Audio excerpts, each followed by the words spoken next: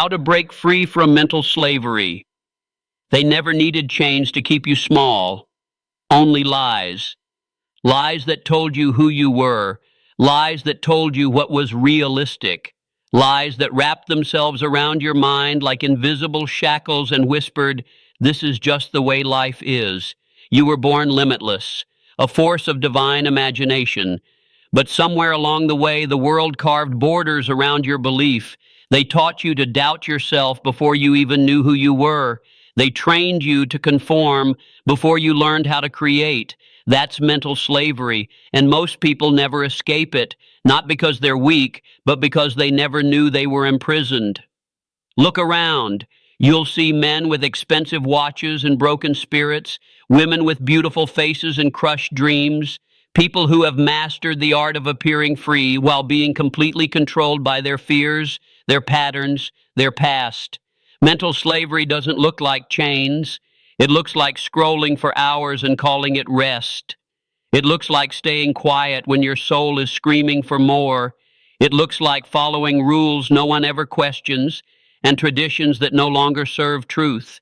It looks like comfort that kills and fear disguised as being smart. And here's the part they won't tell you. The longer you stay in that state, the more normal it feels.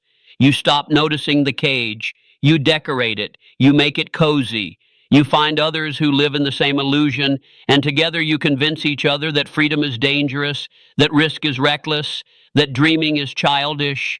But deep down, you know something's wrong. You feel it. You feel it in the moments of silence when the noise fades and your spirit begins to speak.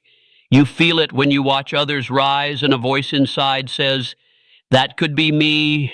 You feel it in the frustration of your own potential, the torment of knowing you're not living the life you're capable of. That feeling? That's your soul revolting against slavery. And if you've heard that whisper, if you've felt that ache, then the revolution has already begun. Understand this: the mind is not your enemy, but it will become your master if you don't teach it to serve.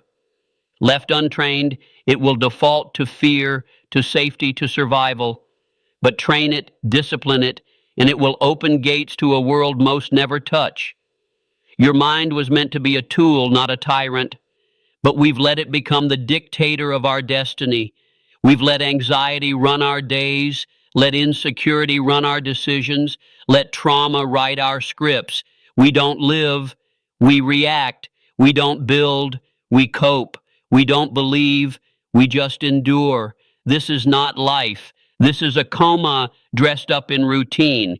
And the truth is, the most dangerous slavery is the one that feels safe. Because when something feels safe, you stop questioning it. And the moment you stop questioning your limits, they become permanent. So how do you break free? It starts with one radical act. You must confront every belief you've inherited, because most of them aren't yours. They're hand-me-downs from people who settled, from systems built to keep you average, from schools that taught obedience, not purpose, from parents who did their best but never escaped their own chains. You must audit your entire mental environment, every thought, every belief, every voice in your head that says, "You can't." Where did it come from? Who planted it? Who benefits from you believing it?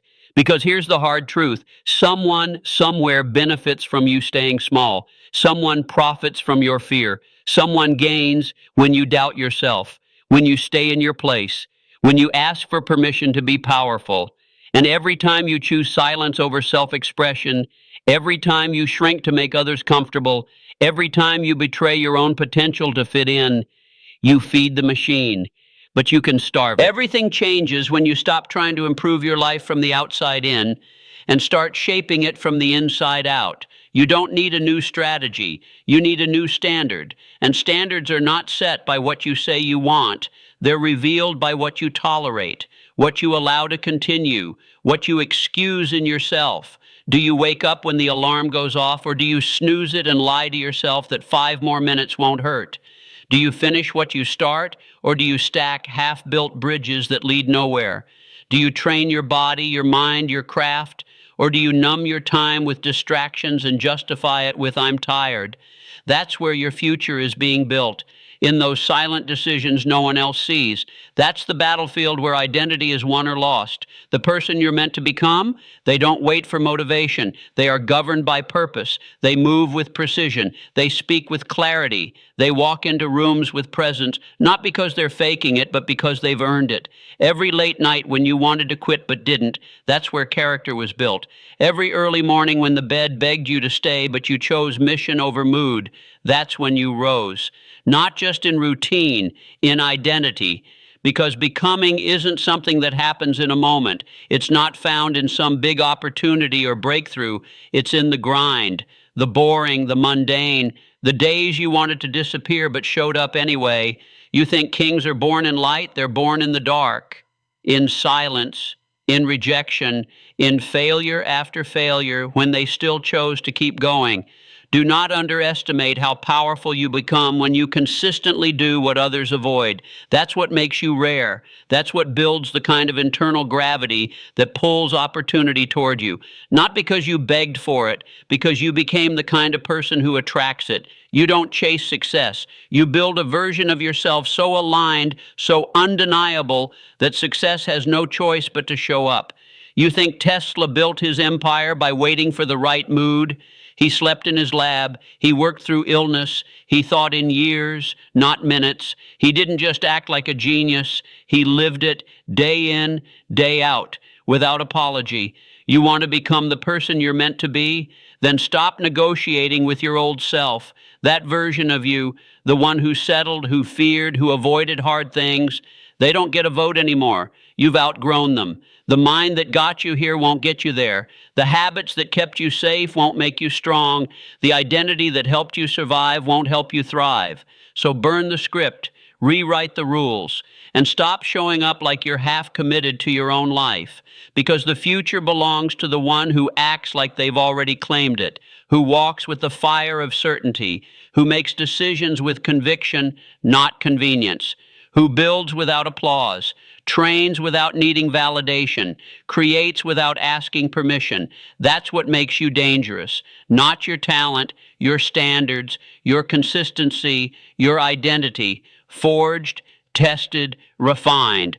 Every step forward from this moment must say, I already am the person I was born to become. Because once you live from that place, the world has no choice but to respond. You already know who you're supposed to be. You feel it in your gut. Not the version of you that wakes up tired, distracted, and doubtful.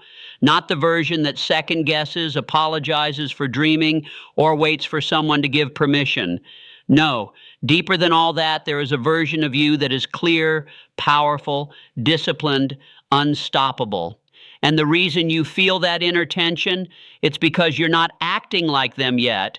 You're still trying to solve future problems with old patterns, still speaking like the old you, thinking like the version that failed, moving like the version that's waiting. But the future doesn't belong to the one who waits.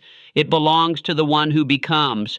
The world doesn't give you what you deserve. It gives you what you match. Your habits, your words, your energy, they broadcast who you are, not who you wish to be, not who you used to be, who you are right now, in this moment. And if who you are is still thinking small, still hoping instead of building, still wishing instead of working, the world reflects that back, not to punish you, but to wake you up. The game changed the moment you realize this. You don't become successful and then act like that person. You act like that person and then you become successful, not the other way around. That means showing up before you feel ready, speaking with clarity before you have proof, moving with intention before you have results, because belief is a discipline, not a mood. Think of Lincoln. He didn't wait to feel powerful. He spoke words that shaped nations even when his own voice trembled. Carnegie didn't wait to feel worthy of wealth. He moved through steel and smoke with a vision so bold it made kings nervous. Edison didn't wait for perfect conditions. He failed his way forward until the darkness surrendered. What if you stopped negotiating with fear, stopped worshiping your limitations, stopped telling yourself stories that were written by weaker versions of you? What if, starting today, you acted like the person you're meant to become? Not pretend, not fake, but fully embody, with discipline, with fire, with absolute command. Because the greatest transformation you'll ever experience is not when your bank account changes. It's when your identity changes. And identity is not found, it's forged through daily decisions, through relentless action, through the refusal to let your circumstances write your destiny. You've waited long enough. You've collected enough quotes. You've watched enough videos, heard enough sermons, journaled enough dreams. Now is the time to become. Not tomorrow, not when you have more clarity, not when you feel more confident. Confidence isn't a prerequisite, it's a byproduct. And it only comes to the one bold enough to act before they feel ready. Every time you take aligned action, you cast a vote for your future self. Every time you show up with discipline, you reinforce the identity you're building. And every time you refuse to settle, the universe takes note. But if you keep acting like the version of you that gave up, if you keep repeating the habits of the version that doubted, if you keep reacting like the version that feared everything, then you stay there. You don't grow into your future, you decay into your past.